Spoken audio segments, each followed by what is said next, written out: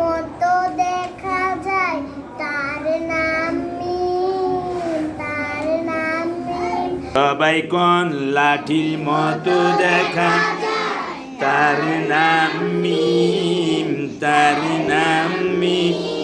যদি লাঠি না থাকে, যার মাথা নিচে, তার নাম মিম, তার নাম। চাঁদের মতো দেখা যায়, উপরে এক ফোঁটা, তার নাম নুন, তার নাম। চাঁদের মতো দেখা যায়, উপরে এক ফোঁটা, তার নাম নুন, তার নাম নুন।